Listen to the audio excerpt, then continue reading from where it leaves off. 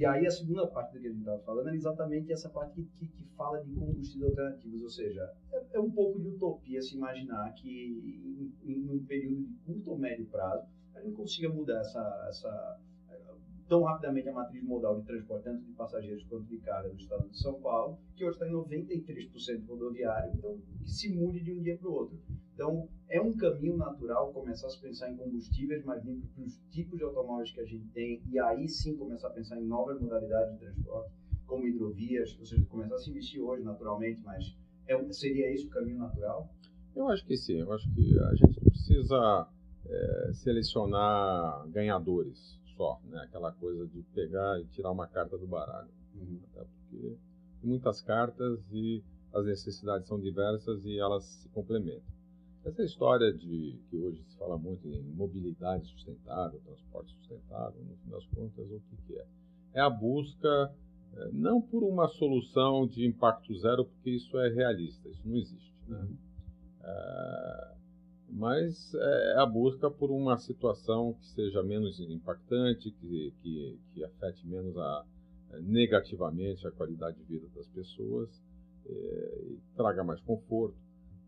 Então, dependemos muito dos carros, imitamos de maneira errada aquilo que vem dos Estados Unidos, ou seja, hoje a gente vê assim muitos carros grandes nas ruas, né?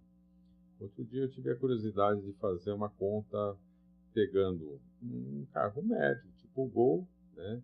E uma dessas SUVs que circulam por aí.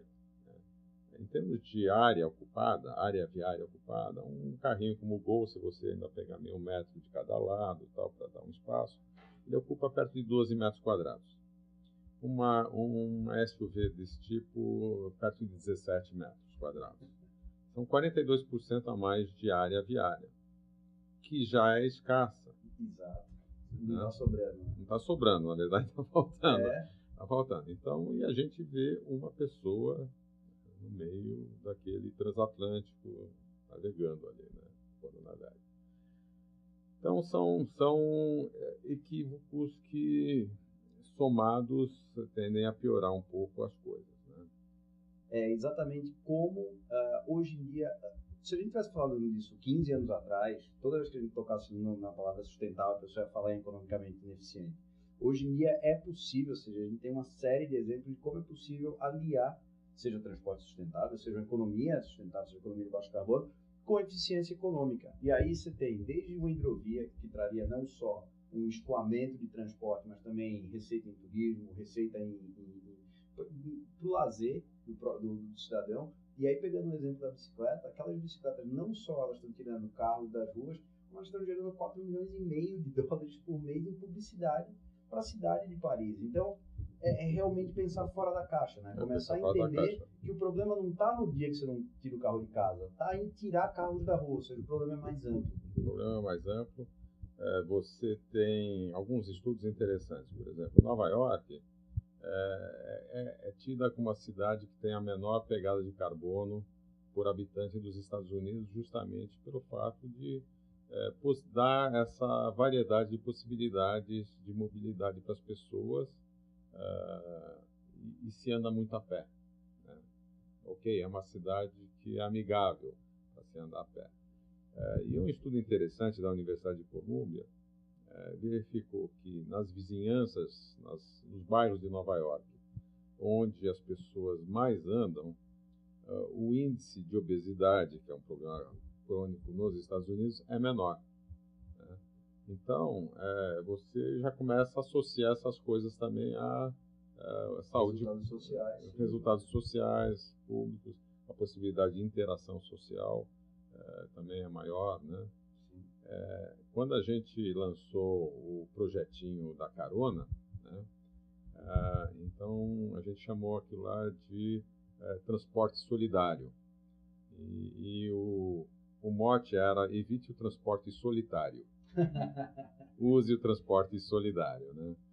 E pegou muito bem na época isso aqui. E no fim das contas é isso, né?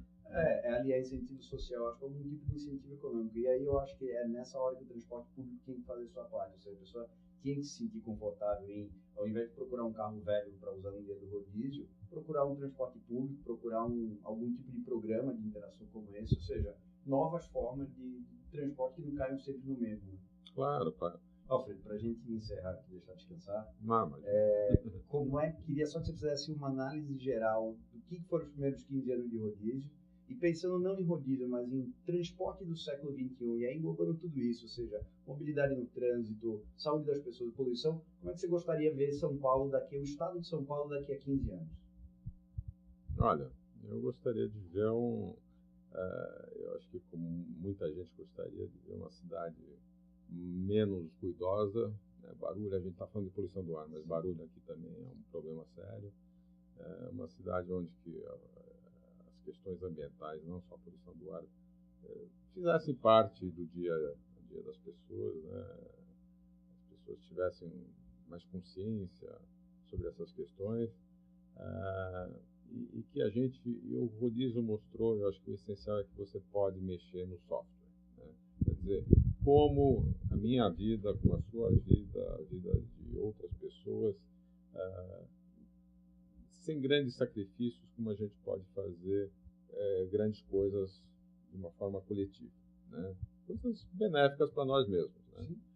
Precisamos olhar um pouco mais a questão do bairro, né? A questão do vizinho, olhar mais o vizinho, tomar consciência social individual e tentar fazer aquilo que a gente puder fazer de melhor. É isso aí. Então, a gente vai encerrar mais um programa. Hoje a gente falou sobre transporte do século XXI. Pense nisso. Alfredo, obrigado. Muito bom. Ok.